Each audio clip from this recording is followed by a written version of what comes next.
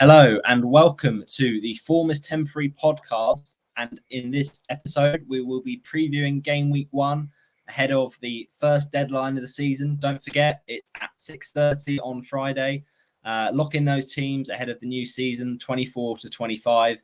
And yeah, we're going to talk through our final drafts, final decisions. Any tinkering going on here will be, very much the end game now of this preseason. So we'll talk through it all. And to talk through it all, once again, I've got my co-host, Chris. How are you, Chris? I'm very well, thank you, Roberto. Yeah, we're very looking forward to this episode, just the start of the new season. So yeah, looking forward to it. Absolutely. And we'll put a real kind of amount of effort into previewing this opening game week and seeing, who can pick those players and who can score those points. But to talk through with us, we've got legendary FPL Juice pundit and Mr. Non-Haaland himself. It is FPL Semi Casual. Rupert, how are you, Rupert? Oh, what an intro, Roberto. Thank you very much. So I'm FPL legendary pundit. Thank you. Yeah, good. New season. Always like, this time of year, it's a bit like Christmas. You get all excited. You think you can win it. And then, at 6:31 tomorrow, my season's over for another year. So, but it's the what could be. So yeah, good. Thank you for having me on. Always good to be on. Absolutely, we appreciate it. It's always hectic at the start of the season, and a lot of people trying to lock those teams in. It's a busy time, but I appreciate making the time to coming on today. And yeah, we're going to talk through Game Week 1 and what sort of things we're thinking about with players, final selections, and dilemmas. And we'll start off really with regards to some of the fixtures. We will kind of go through potential differentials, because I think a lot of people at this stage of the season, they want to get a few different players in.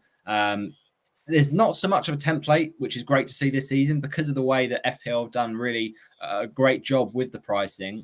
So it has led to a lot more difficult decisions to be made, and there's a lot more variety in the drafts we're seeing. But we'll go through some of those players under 10% owned that maybe you might not be thinking about too much. And of course, at the end, we'll end with a quiz, which we always love to do, and test some football knowledge, a few little rounds there. So I'll start off by asking you, Semi-Casual, what would you say going into the season, going into this first game week, is the player you haven't made a draft without, a player that you just think, if I don't have him in my team, I am going to really struggle to start this new season? It's controversial because he hasn't really been popping up in the community, but he's always been in there. I really just can't understand how he's not in anyone's team at the moment. And I know it's 24 degrees outside, but it's about to get very, very cold Sunday afternoon. That's cold Palmer. I just and for me, I'm stats man, stato. As soon as it gets to game week 5, 6, that's when I really come into my own. So because we haven't got any stats for this season, I don't really like to rely on stats from the season before. Sure. But there was a man who scored an unbelievable goal in the Euro final. He burst onto the scene, and I think he's got a bit about him. I think he didn't like all the Jude Bellingham hype. He was a bit like, all right, well, what about me? I think people are saying, well, we don't know what's going on with Chelsea. They're in a bit of they're all over the place. But so were England, and he came on. He was like, give me the ball, I'll score. So I think he's going to go off this season. And I just don't really understand it, to be honest. And then my final last bit on that as well is that, after the Man City game, which he could probably score in, but they were leaky against us on Saturday in the Charity Shield. Their run after that's really nice. So, so yeah, that's my player. I think that does make sense because, people look at those fixtures for Chelsea, and especially after that Game Week 1 fixture, it's a really nice sea of green. And as you say, Palmer is just such a good asset from last season, but I think a lot of people have reacted to that price change, and when you have a player that goes from 5 million to 10.5, it raises eyebrows definitely. And Yeah, some people will probably try to cut some corners when you got Christopher and Nkunku at 6.5, a big price difference. Do you think, Chris, that Palmer is one that, because we haven't seen him in a lot of drafts, because I think a lot of people want to fit those premium players like Haaland, Salah in, and do you think Palmer should be higher up on people's priorities to get in for that Game Week 1 fixture? I would actually disagree because I think he's only just come back from come back for pre-season training. I think it was last week, and he got some minutes against Inter Milan. I think he came on at half time. And yeah, I mean, he looked very good. He looked quite sharp to say it was his first minutes of the new season. But I think when there are, like you say, Roberto, other kind of premium assets who have had a full pre-season, like a Salah, like a Son, like a Haaland, for example, I can see why a lot of managers are kind of maybe biding their time with Palmer, seeing kind of maybe in a few weeks' time. I mean, we're not even far from an international break now. I think it's after game week 3. So I think a lot of managers may be thinking about transferring him. And at that point, I don't know. That's kind of my rationale. But yeah, it's an interesting one because it's a different system as well. He's going to be playing in at Chelsea. I think he'll play more centrally, which, to be honest, as Semi Casual said, I think it might actually kind of enhance his appeal almost because he'll be getting even more dangerous areas. But I think just to start the season, I can manage not having him. But yeah, I think as with the fixtures improving as well after City, that might be a good shout come after the international break. Yeah, it definitely makes a lot of sense because that price tag, I think, is what people are a bit worried about. But it's about where you prioritize your premiums. And when everyone seems to have this kind of clouding judgment of, if I don't go with one of Salah or Haaland because they've done so well in previous seasons, then it might be a bit of an unbalanced squad. And if you're throwing in one of those, then you're thinking, okay, well, Palmer's done it last season, but it was just for the one season. So maybe that's the kind of rationale that some people are taking to not having him in their squads from the get-go. But I think, there's definitely potential for him to be, higher up on our priorities. It's just about if there's value to be had with Christopher Nkunku, then saving that money could definitely be a way to go. Is there one player, would you say, Chris, that you've had in your drafts, which you think, you won't be changing and is definitely going to be in that squad come the deadline tomorrow? I think I would say it's got to be Alexander Isak. For me, from the start, he has always been in my drafts. Especially he had a great season last year, and he's coming off a full pre-season, and just the fixtures that Newcastle have to start the season. He was the one that, to be honest, was always going to be in my team. Yeah, I understand that because, you look at the kind of price points and a lot of people have Haaland because of that Game Week 2 fixture against Ipswich for the captaincy. But then when you look around the other captains, for Game Week 1, if you go for Haaland, it's much harder to fit in Salah as well and have like a really balanced team. And then you can think, well, what can I go for in captaincy for Game Week 1 outside of Salah? And Isak does look tempting, doesn't he? That Game Week 1 fixture at home to Southampton, he was so good last season, and it's up against a newly promoted Southampton defence that a lot of people are backing to concede a lot this season. So would you echo that, Semi-Casual, that Isak is one that if you're not going for instance, a Salah captaincy game, would you just have Isak for a captaincy option? Yeah, he's my captain first game week. I think he's going to be the real deal. The only thing that I can see Eddie Howe leaving or getting sacked, and it just does feel a little bit wobbly at Newcastle. I was listening to Mark Goldbridge. That's football. Shout out to Mark Goldbridge if you're listening. I'm sure he'll do the same in return.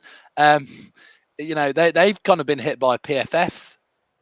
So they haven't had the opportunity like Man City to really bundle in with like buying all these players. Like Neto went to Wolves. If this had been 2, 3, 4 years ago, he would have gone to Newcastle. But Isak's quality. He's been my captain. I haven't really looked at anyone else. Yeah, it does feel like right the first few game weeks, as tempting as Salah is, we know his game week 1 record is so good, and it's a promoted side yet again in game week 1. But you kind of look at the fixtures and you think, outside of game week 1, Haaland could be a captain for a lot of those game weeks. So having Salah just for the one fixture, when you can cover him in that game week 1, round of games with Isak, it does feel like an opportunity there to save a bit of money for captaincy, doesn't it? I mean, not many people actually are talking about Haaland captain in game week 1, but a Chelsea side that scored goals against last season, it maybe won't be the worst shout. Yeah, because he did so well in the Charity Shield, didn't he? How many shots on goal did he have apart from the penalty? I don't know. Zero.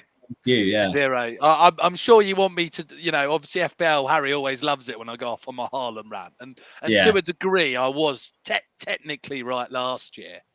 But, I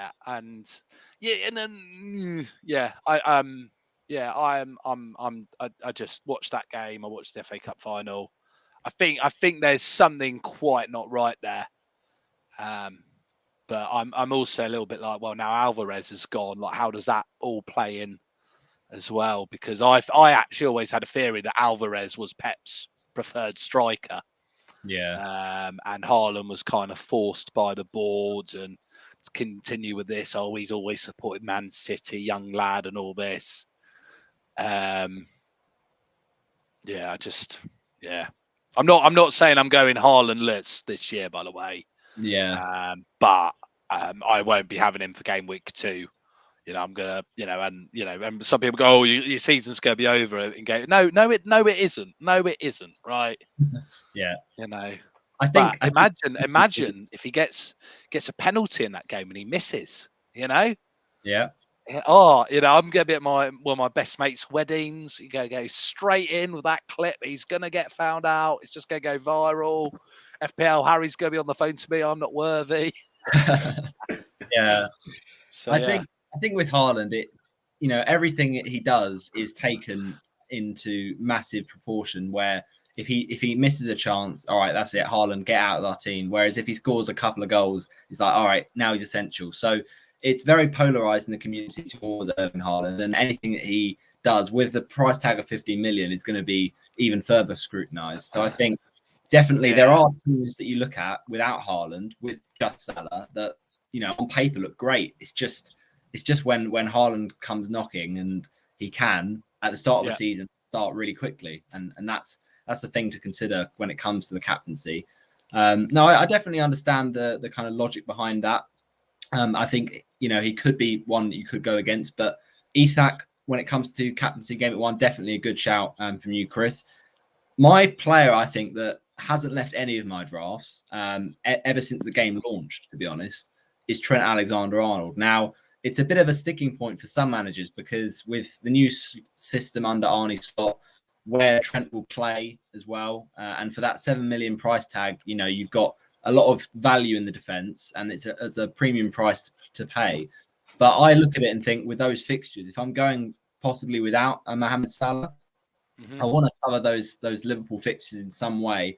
And we know Trent is going to play. It's a matter of where he plays and can he replicate the previous attacking returns he's generated. But he's just never left any of my drafts. I look at drafts without him, and I just find it quite hard to go with. So can you understand that, Chris? Do you think Trent is worth the price tag he's got at the moment? It's a really difficult one. I've seen drafts with him, some without him. I can see from your perspective, Roberto, with you not having Salah, that you want to kind of cover those kind of attacking avenues. Obviously, he's a defender, but the upside he could provide a fullback, and there is obviously that bit of uncertainty about whether he will be like an inverted fullback like he was last season.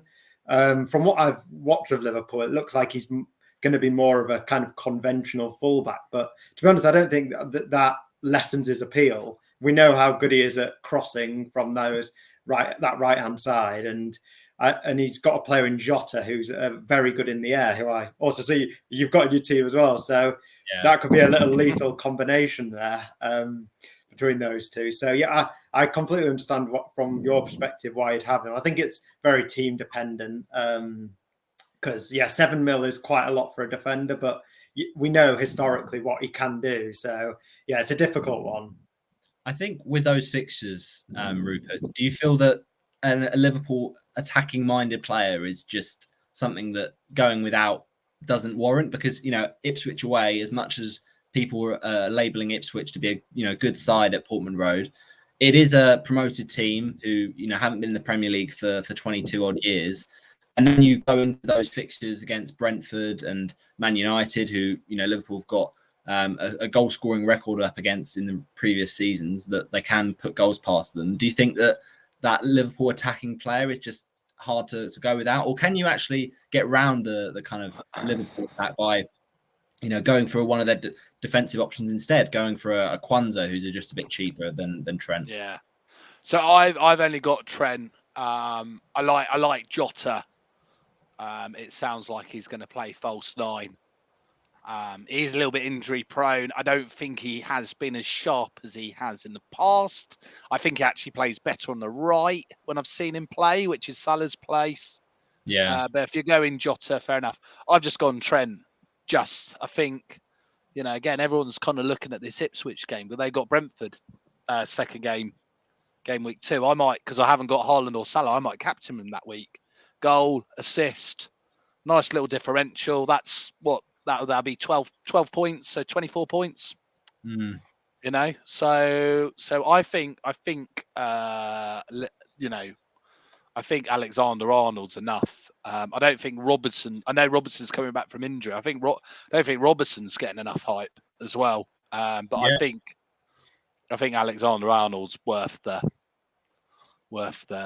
punt. I think. Yeah, it's interesting with Robertson. He's a player who, did obviously come back from the Euros with Scotland, and he has been having a few injury problems.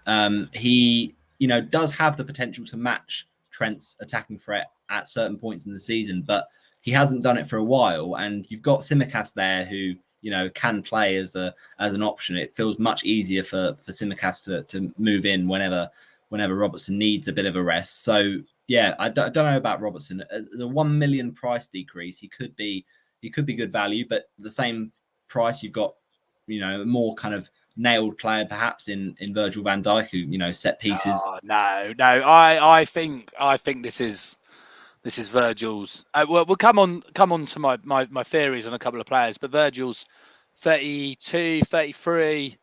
He had his ACL. I think we're going to see this. This is the twilight years begin now.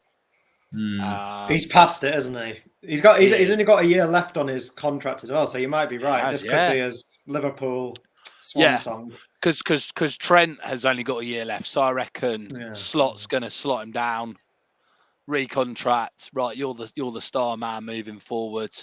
Yeah, he's your modern day David Beckham. If David Beckham came onto the scene now, that's kind of a Trent player. So there we go. Yeah, no, I definitely understand that, because you're getting all the outrageous claims from me today. No, I don't disagree with you that Van Dijk in recent seasons has been declining in terms of his kind of defensive solidity. Even saw on the first day of a couple seasons ago against Fulham, Mitrovic running ragged. So there are games that Van Dijk can struggle in, and he's not the same player he was in previous seasons. But definitely that Liverpool attack / defense, it feels like some sort of Liverpool involvement in your teams could be quite interesting for Game Week 1. So talking of Game Week 1, and if we're looking at a fixture by fixture basis, Chris, from that Man United Fulham game, are there any options that stand out there for you? Because Man United, it does feel like investment in a lot of their players is tough, because we know that in recent seasons they've not quite fulfilled the potential they could do. But you've got a few cheap options like Amad Diallo, who has played a lot of minutes in pre-season. Obviously Bruno Fernandes 8.5, and then some Fulham assets like Muniz and Emil Smith-Rowe. So do you think there's any players you're eyeing up for that 8 o'clock fixture? Personally, I'm not, but I can see that like you've listed a few there, Roberto. Actually, like if they are good options, and I mean Semi Casual you are a United fan, aren't you? Yes, yeah. Being from Reading, Chris, I support my local team.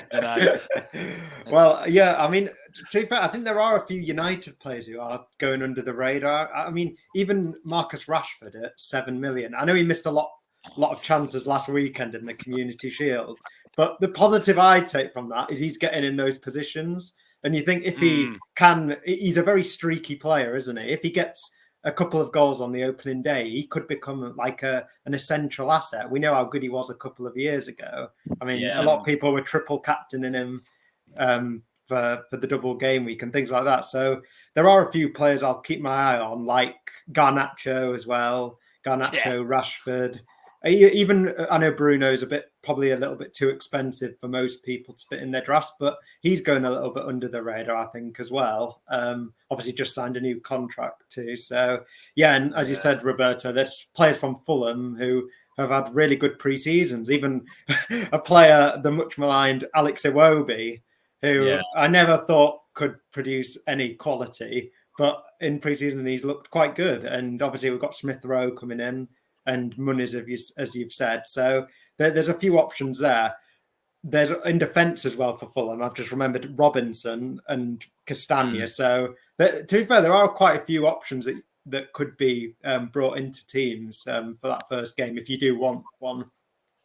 Yeah, I think with that first game, when we talked about it before we came on about, I'll be heading over to Fantasy Football Fest. So I probably most likely will have someone in that game just to cheer on. But I don't know whether, because when you look at the bigger picture of fixtures, Fulham's run is just really appetizing in the opening few weeks of the season. Having Ipswich and Leicester back-to-back after that United game, and a United team that can concede. And, Muniz does look a really good pick. The thing I have had is the last few weeks I've had Smith Rowe in my draft, but after comments from Marco Silva on Wednesday about Smith Rowe, coming back, obviously he's been not playing for a lot of minutes and had his injury problems. And you wonder how much will he get eased into that Fulham side? Will he be able to play 90 minutes straight away? Maybe some early subs in there. So my kind of enthusiasm on Smith Rowe as a pick has cooled a little bit. And that's why I've kind of moved over to Muniz. But would you be concerned, Semi Casual, about kind of those comments from Silva about Smith Rowe? No. So I'm fully on board with the game. So I've got two Fulham players who'll be on the bench, and then I've gone spicy ting. Shout out to the Juice Boys. I know you'll be listening. Absolutely. The Ahmed Diallo. I've gone for it. I mean, obviously, I'm going to be listening to the team news and ticks and all that. But he's in my team. Rue van Nistelrooy's joined one of the greatest strikers United ever had, if the Premiership ever had. I think, if I'd come on this podcast this time last year and said, guys, there's a player at Chelsea called Coles Palmer, and put him in, hey, whatever. So I like a punt. So he's my Cole Palmer for this year, and then he's gone under the radar. I'm quite glad he has. But because I haven't got Salah and Haaland, I've got loads of money. So I've actually got Leno on the bench. Right. And then he can come on for game week 2. He's 5 million. He'll be my set and forget. They've got a nice run of fixtures. He'll pop up with the odd save points because he's quite, and then, I'll get the odds, 10 points here, 10 points there. He was brilliant last year. Just don't, you don't need to stress about your keeper. So yeah, I'm really on board with both. But I've only got one player for that opening night. Yeah. So it could be a great start to the season. I could have a Smith Rowe hat trick and a Leno, penalty save, and I could have 30 points on my bench. But it's always tricky, isn't it, when you kind of go into that opening game week of knowing which players and how much to invest in that bench, I suppose, because as you say, Ahmad, at 5 million, he is an option that I think a lot of people are looking at, especially with the news of around the similar price point, Oscar Bob getting ruled out from Man City with a broken leg. So, you can pivot around these price points and have other options. But Ahmad, definitely has impressed in pre-season. It'll be interesting to see how long he can retain, getting minutes and staying in that lineup. But I definitely like Leno, I think. So would that be a kind of rotating goalkeeper then? Who are you starting with in the season? So I'll be going Henderson and Leno. Henderson to start. Fingers crossed for that clean sheet. Doesn't work out. Obviously, I've got Leno to come straight in. Yeah, because then he's got Leicester at home, he's got Ipswich away, and then he's got West Ham at home. And I reckon by game week 4, West Ham would have imploded because there's a lot of hype around West Ham, but I can't personally see them getting in the top 8 because it's so congested. Yeah. And it's like so. And it does feel very competitive, doesn't it, around that sort of part of the table? But yeah, well, I understand that. Yeah. Well, just coming back to the table thing as well. I really hope that I'm obviously again I'm a United fan, so I really am a bit biased here, but I really hope City get taken to the cleaners in November with all their charges, because if you think about it, if City weren't in this league, 2nd to 8 would be such an open-ended. It would be so good. So Yeah. Here's hoping. Yeah. Well, we've talked about Liverpool a bit already, Chris, but in that Ipswich-Liverpool game, are you thinking of owning any Liverpool players or even Ipswich players maybe as a little kind of wild card pick, a little differential? Well, I've got Salah in my draft, and in terms of Ipswich players, I have thought about bringing in Liam Delap as one of my striker options. I watched a lot of him at Hull last year, and I think there's a real talent in there. And I mean, he's obviously joining a new club, but he's guaranteed to start basically because George Hurst is injured currently, and he's played pretty much every game in pre-season up front. I like the look of Amari Hutchinson as well, but I think I might be priced out of getting him, unfortunately, in my midfield. But as a Ipswich option, Delap might, because I really want a forward or a midfielder from Ipswich, because I think they're going to score so many goals this year. I think they're going to be so entertaining to watch. So I'd like to, I think Delap may be the one. And in terms of their defence, I know a lot of people have talked about Ben Johnson as a bit of a kind of budget enabler back there. And he may be another one. I've currently got him in my draft because I saw that he was playing at wing back as well in their last preseason friendly alongside Leif Davis, which is that is tasty, Leif Davis at wing back. But again, I don't think I can afford him. So I think for maybe Ben Johnson as a budget enabler, who's going to probably start most weeks as a wing back. So yeah, there's a few there, but from Liverpool, just Salah, to be honest. Yeah. I think it's understandable because there has been a lot of talk about who's that 4.0 defender we can go for. A lot of the community have been excited by Barco at Brighton, but there are some kind of lingering doubts with the Stupinian retaining, his fitness maybe and coming back to training. Will he start to kind of take away the minutes from Barco? I think with Johnson, what you will get is a player that's probably going to be playing a lot of minutes. I wonder at the same price in the same team, you could go for maybe a Greaves at Ipswich because, he's a set piece threat from his time at Hull. He looks to get into the box and cause havoc. So, yeah, a few interesting options from Ipswich. I think a few people will look at those first two and think, maybe we can just wait and see for that Fulham game. But I don't hate going for some of those. And yeah, as you say, the way Ipswich play, they could definitely be in for scoring a lot of goals. So Greaves is an interesting one, Roberto. I think I agree. He's got that set piece prowess. It's just they've got about 1,000 centre backs at 4 million.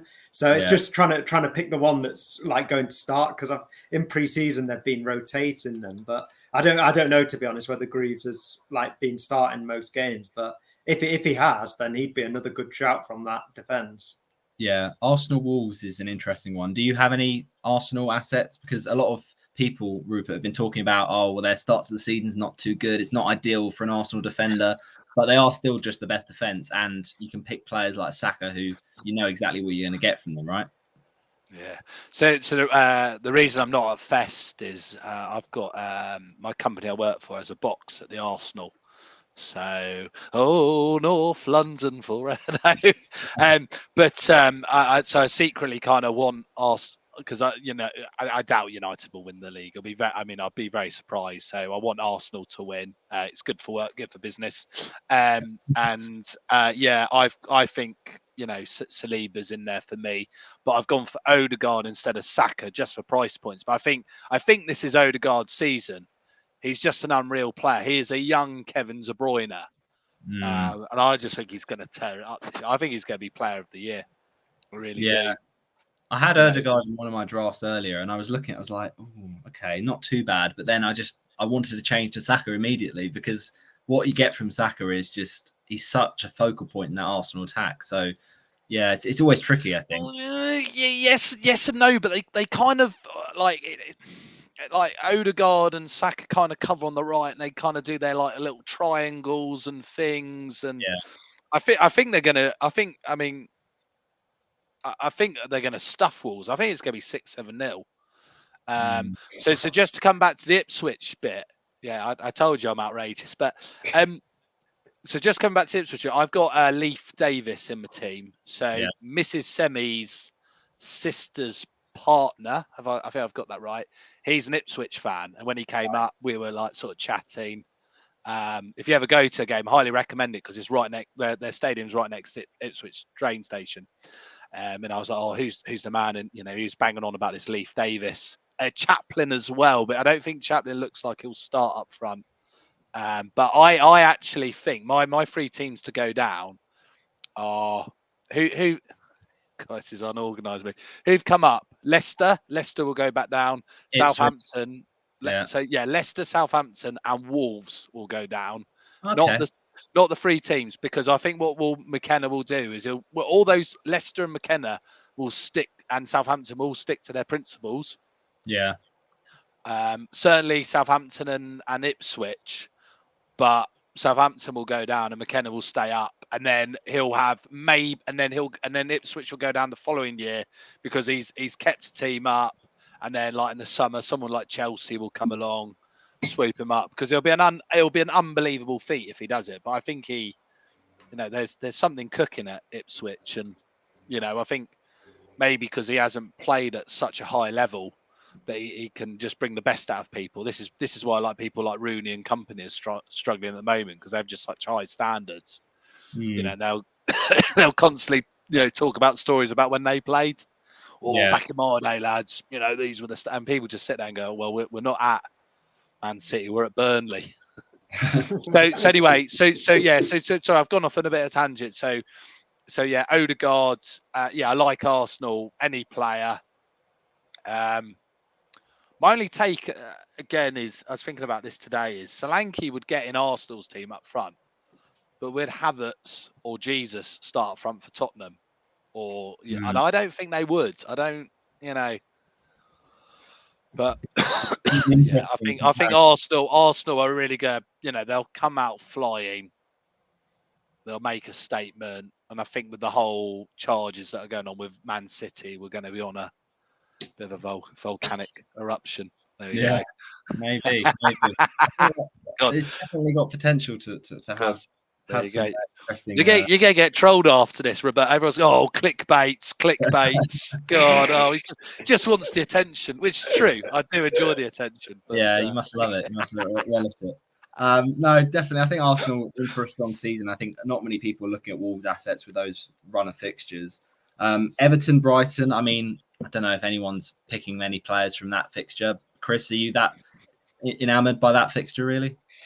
There's a few to keep an eye on. I mean, I think from Brighton, obviously, we know how good Minter, I think that's how I pronounce his name, his pre-season has been. And he's maybe one to look out for. Brighton are a bit of an unknown quantity, obviously, under this new manager they have this season. But I think, obviously, they're usually very good offensively. I mean, players like Mitoma are back now. And you got players like João Pedro, who's quite a good price point. But there's just a bit of uncertainty about their assets really at the moment. Obviously, you spoke about Barco a bit earlier, Roberto, and I feel like enthusiasm towards him has waned slightly as it's got closer to the deadline, especially with the news about Estupiñán today coming back to training. But Everton assets, I can't afford him, but one player to definitely keep an eye out for over the course of the season for me is Jake O'Brien. He scored a lot of goals for Lyon last season, and he's a bit of a set-piece beast. And we know how Sean Dyche loves to load the box with everyone. The ball up, exactly. 4-4-2. Literally. Can sit now. Well, I've seen this Jake O'Brien. He's an absolute dynamite in the air. He's going hoof the ball in the field. Then we can spot the bus. Honestly, he's like the perfect Sean Dyche player. So he's got a bit of competition there with obviously Branthwaite and Tarkowski, but with Branthwaite out at the moment, he's maybe one to have a look at as an option. He is 5 million. So for me, I'm not going to be going for him. But there's players from both sides, really. Everton forward-wise, I can't think of anyone who really takes my fancy. Calvert-Lewin's just so inconsistent, isn't he? So no, not really. I can't think of any. I mean, when you think about that price point at 6 million, for the same price, you can get Muniz or Chris Wood, who just look much better picks, really. But Calvert-Lewin is one to wait and see because, again, like you say, he's just been inconsistent. He's on penalties, and that's the slight edge he's got. But yeah, he needs to get back into a bit of form, I think, before we can invest. No, for me, no. Newcastle Southampton, I think, is the one where we talked about earlier with the captaincy with Isak. A lot of people will be stacking up on Newcastle players.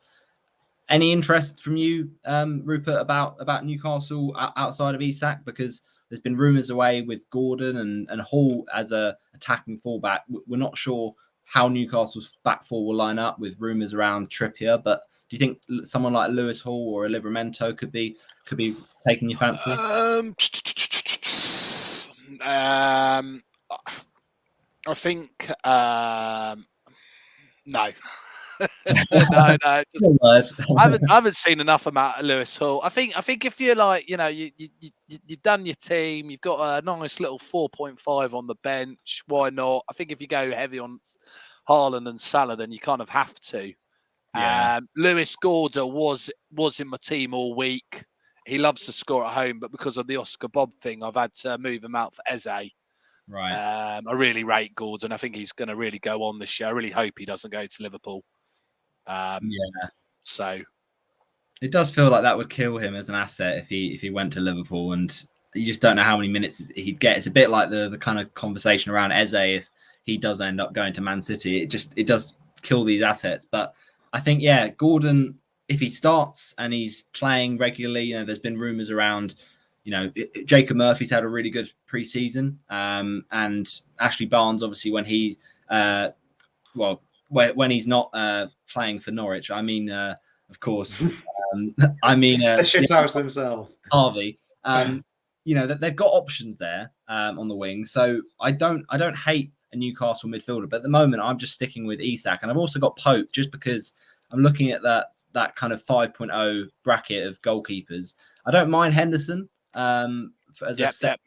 But I've got Munoz at the moment, and I'm not too keen on doubling up there. So I've just looked at Pope and thought, well, we know what we're going to get from him. He's nailed. He's a solid keeper for a solid team. Don't overthink it. That's what I've kind of gone with. So I don't love the fixtures for Newcastle outside of Southampton, but I think as a set and forget, maybe he's a simple one to just stick with and hope he stays there for a long time. But I don't know. I do quite like Newcastle players. I think at least one, especially Isak, to start the season makes a lot of sense. Forest, Bournemouth. Chris, do you like any of these players? Because I'm not too sure. It feels like maybe a Forest player, but with Hudson-Odoi, he could do well. But they've signed Jota Silva. They've also got a bit more of a solid pick in Gibbs White. Would you be invested in any of the Forest attackers, maybe? To be honest, out of the attackers for Forest, I'd be most keen on Elanga. I think in terms of Forest assets, I think I saw a stat the other day that he was involved in about 7 kind of fast break goals, so like counter attacks. And the way that Forest play under Nuno is very much just kind of hit teams on the break, and I think he is literally perfect for that. So if there was a Forest forward, I'd be probably invested in him. It's interesting for us because it feels like there was a lot of excitement about them as well. With their fixtures look really good just in the first 5 or 6 game weeks. So I don't know. To be honest, at the moment I have Sells as my keeper, subject to change because those fixtures look really good. And I just thought Nuno, we know what he was like at Wolves. He was kind of built a team based on a defensive, quite a solid defense. So I don't know, but and then who was the other? It was Bournemouth, wasn't it? Bournemouth is an interesting one because obviously with Solanke gone now, it looks like they're kind of trialing a few of their different wide men up front. So I saw that Sinistera had scored a few goals in the last couple of pre-season games. So he's a potential option. He's a bit less expensive than Clive and Semenyo as well. So yeah, they've got a few interesting assets, Bournemouth, but they're not ones I would like be absolutely leap to, if you know what I mean. No, I do worry about how Solanke leaving will affect them, and they've got other forward options, as you say. Semenyo could play as a forward. You've got Jebison, who's just signed from Sheffield United, and also they have Unal as well. But I'm not too sure about where the goals will come from. They based a lot of their style around Solanke last season, and Iraola is a decent manager, but I'm just not sure if we should be picking them in FPL at this stage of the season. Maybe a bit later when their fixtures turn, but I'm not too keen on them at the moment. And then West Ham Villa, Rupert, do you have any kind of Villa players you're interested in? Because a lot of people have not seen with Watkins, but he was the best scorer in forwards last season. Yeah, well, and again, at your peril. I mean, he scored that wonder goal against Holland, in the semi. So yeah, he's in. I'm here. I had one or two, So Watkins is in again. I think this is going to be at your peril kind of thing. Because see it now, game week 2. Oh, why didn't we go Watkins? Oh, why didn't we go Palmer? Yeah. So yeah. Interesting. Morgan Rogers at 5.0, another cheap option that a few people are looking at. I don't know with Villa, because I've looked at some of their fixtures and they look like kind of good fixtures for the opening 9 or 10 game weeks, but they don't seem to me a team that screams clean sheets. So it's always tricky to invest. But I've gone for Konza just as a way into that defense, because they're at least a solid team. But I don't know. I don't envisage a lot of clean sheets for them. So maybe an attacking player from Villa is the way to invest. I've been very hot on Bailey all summer, basically, and he's probably going to be there in the final of 15, because he just looks like a player who, with those fixtures, Bailey, having more potential minutes, hopefully with the RB going. I don't know. I'm sold on Bailey, but maybe I should be a bit more skeptical. I don't know. I like it. It's a good pick. I mean, they've got a lot of forwards, haven't they, who can kind of step in for Watkins if he doesn't start that first game. I saw that Philogene been getting minutes. Obviously, Rogers all summer has been like starting most games. So for me, that's why I've gone for Rogers over Bailey. But who's the other one? Rogers, Bailey. There's another one I'm missing out. I can't remember now. But they've got attackers who you could definitely look to invest in. I agree with you, Roberto. Defensively, it's a little bit questionable. We know the high line they love to play, and it could be a bit risky. But we know Konza, how good he was for the bonus point system, so that could be a good avenue into their defense. To be honest, if Konza wasn't 4.5, I don't think he'd be in my team. He's just a 4.5 that I just think is like the best of a bad bunch, because a lot of the 4.5s, I get there's value there, but then you're investing in a lot of teams that maybe don't get that many returns. So like Nottingham Forest defenders, Everton defenders, you could just pick a better club, and that's why I've gone for Villa. So I think that's probably where I'm going with that. Do you have any West Ham players, Rupert, or do you think it's too early with those fixtures? It's too early. I think I said sort of game week 9-10. That's when all eyes on them. People I think Bowen will be very popular this year. He's obviously been announced as captain. Yeah, Wan-Bissaka could be as well. Nice little way in with defensively. Maybe the keeper. So we'll see. We'll see. Brentford Palace is the first Sunday game, and I, for a lot of the season, had Anderson. Then I've switched to Munoz, and every draft I've made, I just can't take Munoz out. Something about him, his attacking threat, and for a solid defense. To me, I think he's the best 5 million defender. But you could save a bit of money there and go for a Gay or an Anderson, depending on whether they move on from Palace. So I don't know Eze. I'm not as high on Eze. I don't know. A lot of people are, but I guess it does depend on, does he make the move to another club, I suppose. Does anyone else have any Palace players they're looking at outside of those? I've got Eze, and then like today, like on Twitter, oh, he's off to City. Yeah. Say what, I'm all right with that if he goes to City. I think Kevin, he could go there and be the star man. He's an unbelievably quality player. Yeah. So, but this is what's so good about my draft, guys, right? Because I haven't got Haaland or Salah. I don't know if I've told you that I haven't got them. I might have mentioned it once. Let the cat out of the bag now. I've got such a lovely bench. So if Eze goes and he doesn't start, right, out he goes. We move. Yeah, we'll get to drafts shortly, but yeah. I'm getting excited. I can't wait to hear your team. Chris, Chelsea, we talked about them earlier on. If you're not going for Palmer and Nkunku, are you touching any of those assets? Because Man City's a first game that's very, very tough to go for. But obviously the fixture run after that is great. So would you maybe have a play you put on your bench for that first game? Oh God. I don't. You know what? If you'd asked me a week ago, I would have said Madueke.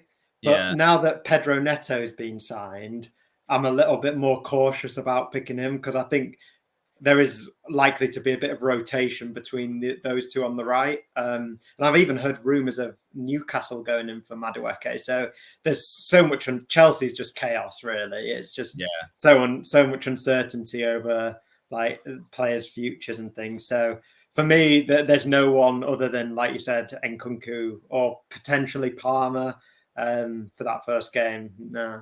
And City, it feels like if you have Haaland and Gvardiol, those are the two. But, I can't sell myself on any other City attacker. It just feels wrong. You look at Bernardo Silva, Rupert, and you're like, well, good player, but FPL asset? Nah, probably not. Oh, I love Bernardo Silva. Yeah. I just think he's unbelievable. I'm actually gutted he plays for Man City. I'd love to get him in. I think if you got a 6.5 and you want to go ultra differential, he's a player. I can see him scoring on Sunday. I mean, like last week, he's popping up in the box. I think he's like 5'5". Yeah. And he's like, I'll pop up, I'll score. So yeah, Chelsea. I don't really understand I'm not going to pronounce his name. Nkunku. Christopher Nkunku, that's the one. Nkunku. There we go. Yeah. Christopher Nkunku. There you go. God. I don't know him. I don't know the hype. I know the Cole Palmer hype. I saw that goal against Spain. Yeah, he's in. So yeah, we'll see. Gvardiol, I've got in at the moment, but again, I can see him maybe overhyped. I think people kind of compare him to Cancelo, but he's not a Cancelo player. He's a lot more defensive, a lot more. So yeah, we'll see. Yeah, and there are times, aren't there, that centre backs, positions he could take up. So I just feel like there's definitely the potential for him to not be as attacking as he was towards the end of last season. And when it's a small sample size of he performed really well in this period, and everyone expects it to just carry on. When certain players come in and systems change, it doesn't always replicate that into the next season. So yeah, I like Gvardiol, don't get me wrong, but I do think with City, we just know that they always let one in late on, and it's a premium price to pay, but there are other good value options you can pick that's not as much as 6 million. And then finally, Leicester Spurs. A lot of people have going on about Solanke. They think he's the real deal now. He's moved from Bournemouth. I had Muniz as my third striker all summer, and I tried to fit in Solanke, and then I wasn't happy with my midfield. So I'm going to ask the big question, Chris. Is Dominic Solanke essential? No. You don't think? For me, he's not essential at this stage. Definitely not. I mean, he didn't even play in their last pre-season fixture, so I don't think he'll even start against Leicester, to be honest. And I think it will be Kulusevski, who obviously had a great performance in that last pre-season friendly, who played as kind of a false nine striker position. I think that's one to definitely keep an eye on. Maybe after the international break, I think he in that Spurs system, you'd think he's going to get a lorry load of chances, Solanke. But I think for now, for game week 1, he's definitely not essential. No, I think there's definitely other budget forwards you can go with. We talked about Muniz and someone like, if you go for someone like a Watkins or a Havertz. They're both potentially more nailed options right now. I mean, look, Solanke probably will start. I mean, Postecoglou's kind of given assurances that he's in a fit condition, and there's obviously the wait until the Monday game, so it gives him a bit more of an opportunity to recover. But is he in your draft, semi-casual? Well, we have to agree to disagree here, Chris. Every season, there's always a player, a striker who like bursts onto the scene, does really well. And I think it's this guy, Solanke. I think he's going to go to Tottenham. Obviously, he's an Ange player. He's an Ange signing, right? This is second season now. It's do or die. Tottenham, and I think you got to kind of back this Tottenham philosophy. He's got Leicester at home. It's, you got to be in for a penny, in for a pound. Yeah. I think he's going to do really well. But on the flip side, the words of Planet FPL, Leicester go there. Dr. Tottenham will see you now. Leicester it could go 0-0. Last minute phase header. And afterwards, bloody hell, mate. I thought we were playing soccer out there, mate. Bunch of palm idiots, mate, and all this. So there you go. It will be interesting, definitely. So yeah, but I'm on the Solanke train. I think he went to Liverpool, didn't quite work. Went to Bournemouth, found his resurgence. Now he's back with a vengeance. Fixtures don't look great to begin with, but this is a Tottenham side that go out to win. So yeah, and as you said, they create a lot of chances, and it will be interesting to see who does take penalties, because if it is Solanke, I think that will really enhances his appeal when you've got someone who's going to take a lot of the chances up, but also takes away potentially the FPL credential of Son, which he's still a great asset in his own right. But you got those 50-50 decisions with Saka, and if Son is not on pens, then those are the small kind of increments that could make a decision. So yeah, definitely some interesting assets going into game week 1. We'll quickly run through each of our drafts just to kind of outline how we're looking, and obviously these aren't locks. There's still time before the deadline at 6:30 tomorrow, but we'll start with our guest. Thank you. So how should we do this? Do you want to just list them out for the audio so we can hear your team?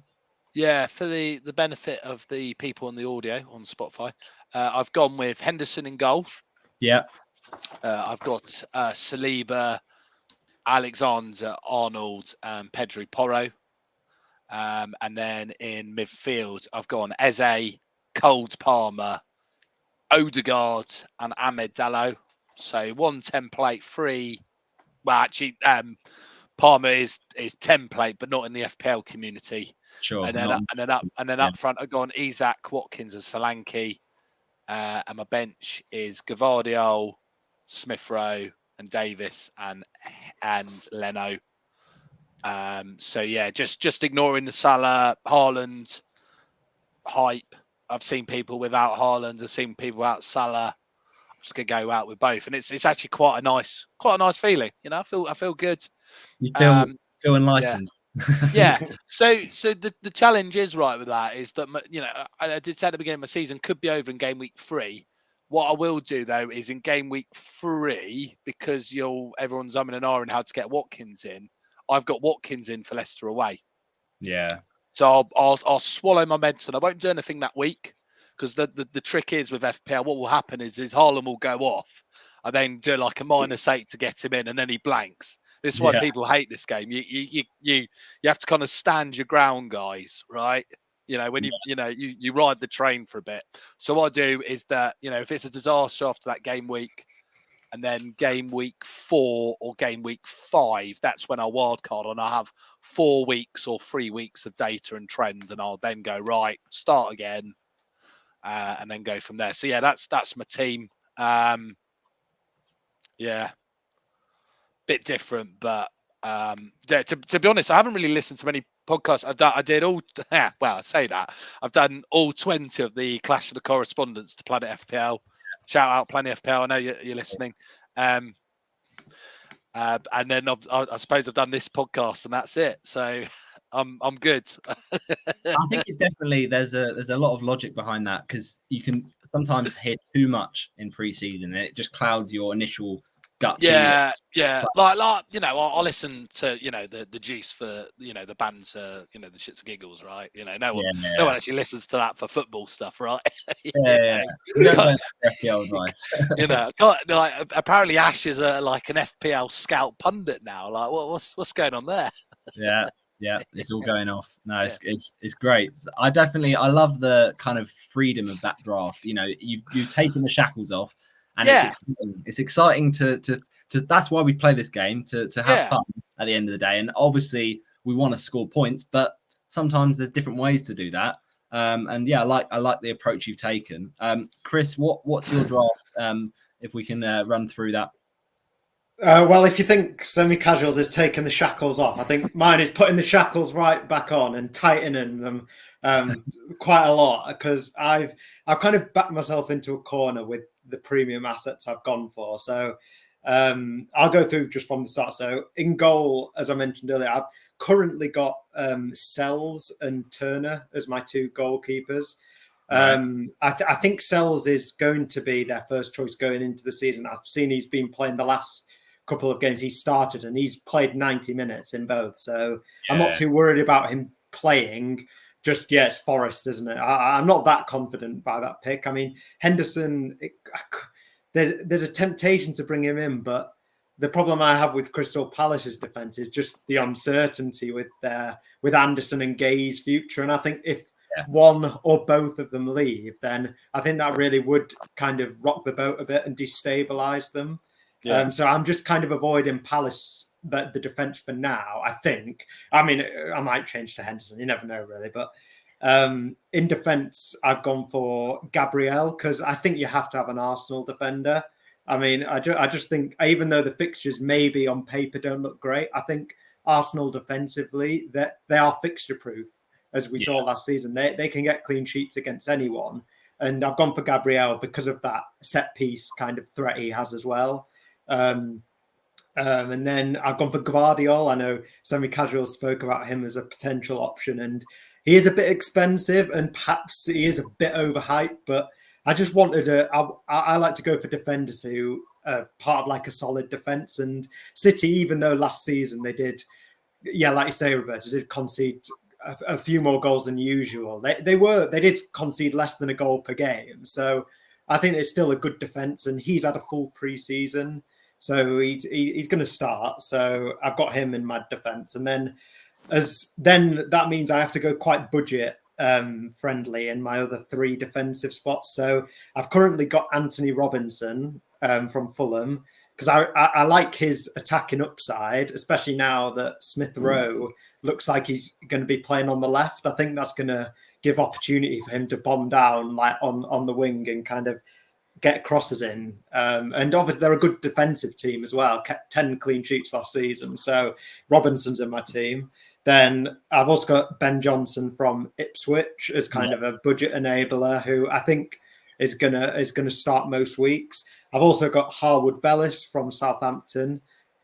Potential for that to change, because I don't mind Southampton defensively. I know they've got a tough game first up, but then after that, their fixtures look good. And under Russell Martin, I think they're not the worst side defensively, even though they are coming up to a new division. It's a bit of a step up. I think out of the three promoted teams, they're the defence that I'd most rely on. So that's why I've gone Harwood Bellis. Yeah. Then in midfield, I've got Salah and Son as my two premiums. I think Son's a bit of a, what you said about Solanke on penalties has made me think a bit, Roberto, because obviously he's on penalties currently, Son. So if he is, then that kind of justifies it a little bit more. But I think after a full pre-season, I wanted to capitalise on those first two fixtures that Spurs have. So that's why I got Son. And then I've got Morgan Rogers from Aston Villa, who spoke about earlier. And then my other two midfielders, we spoke about Sinistera. Currently I have him in there.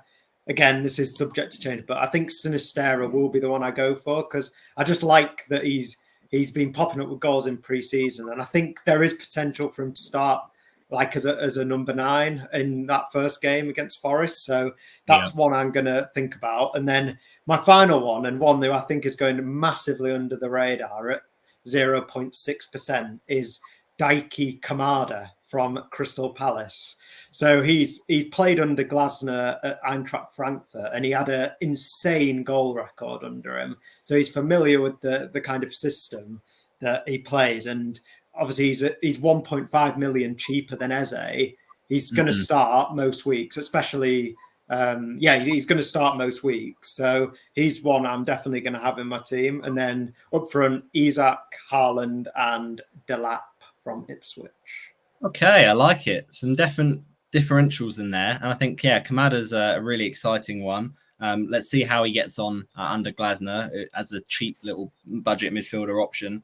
No, I really like it. It's good to see some solid picks in there. You know, as you said with Arsenal, you know, we know they're a good defense, so it makes sense investing in them. I haven't in my team. Just running through mine quickly. I've gone Pope in goal, Munoz, Trent, and Porro at the back. And Nkunku, Jota, Saka, and Bailey is the midfield. And then I've got Haaland, Muniz, and Isak in the front three, with the bench of Valdimarsson as backup for Brentford, just 4.0 Dodd keeper. Konza, Winks, and Greaves at the moment. Now, that is just my current team. It could well change. I've got 0.5 in the bank. So if I want to move Isak onto Watkins game week 3, for instance, then I've got the opportunity to do that. And I've only really got Nkunku to cover those Chelsea fixtures. I don't have a massive inclination towards having him, but I just think get some piece of that Chelsea run from game week 2 onwards. I feel like having him makes a lot of sense. And then Saka's just an insurance player that, you know, is going to, do well, be on penalties for one of the best teams in the league. So, yeah, that's the team I've gone for. I think we've got nice variety between each 3 of our drafts. Different players, and that's well, official have done well with the pricing. I just think between that some homework for you, Roberto. Yeah. Just see what Haaland, what Haaland to Solanke. Just see how much money you could spread. I can be the man of. I can see what you're trying to be. The man of make believe. Just see. I know you're a student, but just imagine, it's like, you're getting your I mean, I'm showing age again, like your EMA, education maintenance allowance, oh, look at all this money. If you don't have Haaland, though, you're hiding behind your sofa for all of Sunday afternoon. Well, he doesn't have a sofa. He can't have a sofa. He's got no Haaland, so he's cool. Wow. But no, he plays Saturday at my friend's wedding. I don't think I'm going to take my phone. Because I'll just go. My mate isn't allowed his phone. That's another story for another day. So it might just be what will be. But like I said, it's game week 2. If I'm ranked 9 million, so what? Bring it on. I love it. I love a comeback. Yeah, comeback story. We're here for it. Absolutely. I love that. We'll finish off then with a little quiz I've prepared for you. So this shouldn't take too long, hopefully. I've got 5 questions. And I want from you guys a little noise for you to buzz in with an answer. What we'll do is we'll have whoever buzzes in first answers first. If they get the question wrong, pass to the next person, and then it goes on from there until somebody gets it right. If no one gets it right after a considerable amount of time, then the question's forfeited. But Semi Casual, what's your little buzzer noise for this week? Brother, ooh. Okay, I love it. What's yours? It's a new season, but we're still going for the tried and trusted King Cole. Great to see. I should trademark that, honestly. It's great to see in a world of change, some things never change. Yeah. Love it. We love the stability. Okay. So, question 1. And recently, Brighton appointed Fabian Hertzler, and he is the youngest permanent Premier League manager. But I want you guys to tell me managers who are 34 and below who have been appointed. So this is the youngest managers in the Premier League era. Can you name me managers 34 and below? And buzz in when you know what you're going to go for. Brother, Yeah, Rupert. So Ryan Mason, he was the interim manager at Spurs. He was 31.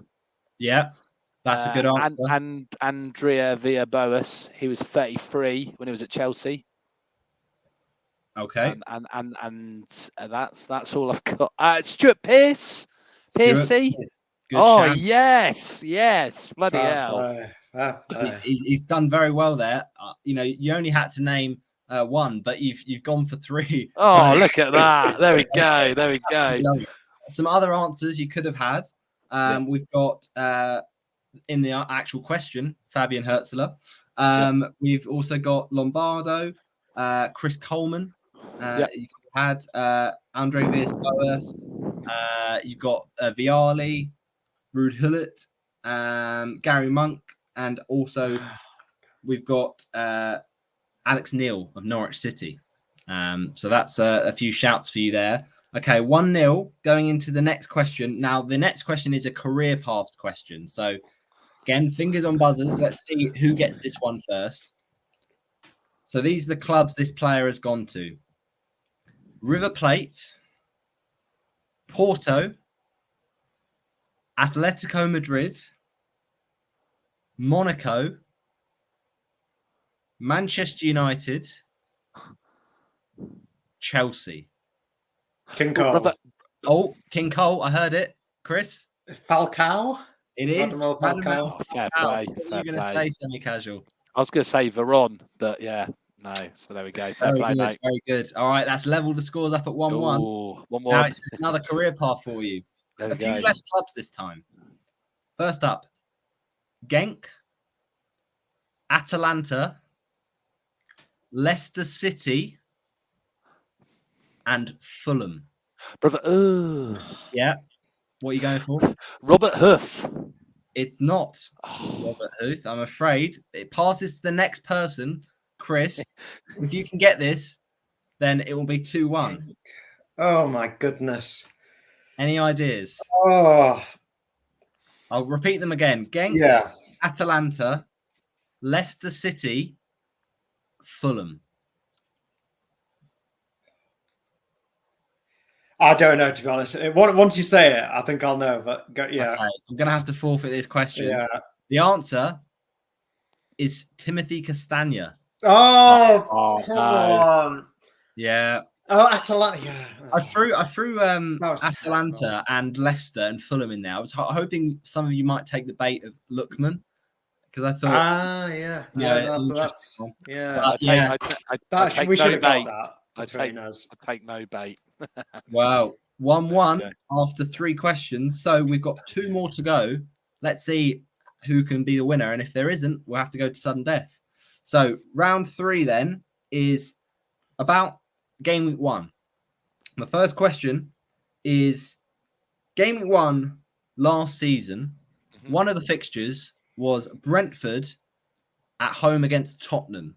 And it was Ange Postecoglou's first game in charge of Tottenham. Can you, buzz in when you've got it, name any goal scorer from that opening game, Brentford against Tottenham? Brother King Cole. I heard Brother just in front. Semi-casual? Heung-min Song. That is incorrect. Oh, no. Son did not score in that game. But, Chris, you buzzed in just straight after. What are you saying? Oh, God, I'm questioning myself now. Visser? Johan Visser? Johan Visser, I can tell you, would be, in fact, just to build the tension. I've really got to go, mate. Correct. Put it in the chat. Oh, correct. Thank God. Visser is correct. So, 2-1 to Chris. Question. Last question to even it up. To even it up, potentially, or to take it home for Chris. Can you tell me the first goal scorer of the 2022-23 season? The fixture was Crystal Palace against Arsenal at Selhurst Park. Semi-casual? Zinchenko. It was not Zinchenko, I'm afraid. Oh. Chris, passes back to you. I think I know who was the second goal scorer, but it's the first. I think goal it scorer. was Zinchenko. I'm afraid it wasn't. Was it? Oh, okay. Oh my god, who was it? If Chris doesn't get this, you've won. But okay. So the pressure's off a little bit. The thing is, if you go for it and you get it wrong, then it passes back to Rupert. But if you forfeit it, in theory, but you know, you want to get this right, don't you? I do. Pride's on the line here. I think Jesus scored the second goal. He didn't.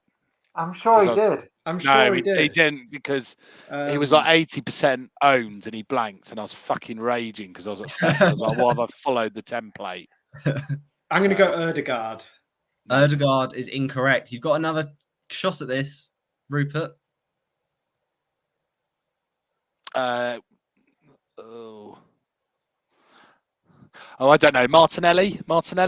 Yeah, he's got it. Yeah, he's got it. It's an injury time equaliser. Yes, Aguero. There we go. Good stuff. And so it goes to sudden death. The final question is about this season, and it's about a change to the rules with FPL. Now, one of the changes to the rules was a change in the bonus point system. So I want you to tell me, there's no more buzzers for this. Basically it is, but buzz in and whoever gets it, gets it. It's a one question shootout. So I'd like you to tell me, with the changes to the bonus point system, there will now be a very different point scoring system, because in the BPS, there are now points won for shots on target and fouls won. But how many in the BPS system is there in comparison? Is there more points for fouls won, or is there more points for shots on target? How many points are won? Can anyone buzz in and tell me the answer? I don't know. King Cole? Yeah. So between shots on target or fouls won, which one you get more? Yeah. Shots on target, surely. That is correct. Yay, well done. I have to tell you that fouls won is +1, shots on target is +2. So that is the final question. Margins. Fine margins. And Chris, well done. You've taken it home. And thanks again for coming on, Rupert. Appreciate you giving the time. So I do actually need to go. I'm very sorry. Absolutely. Well, thanks. Good. Thanks for having me, guys. Good luck for the season. Absolutely. Yeah. Speak soon. Thanks again for coming on. Anytime. And make sure you go follow Rupert at Twitter, FPL Semi Casual. Yeah. And we'll be having on a big guest next week. We've got Big Man Bakar coming on for Game Week 2. So good luck for the Game Week 1 deadline. Lock in those teams, and we'll see you in the next one. Bye-bye, everybody.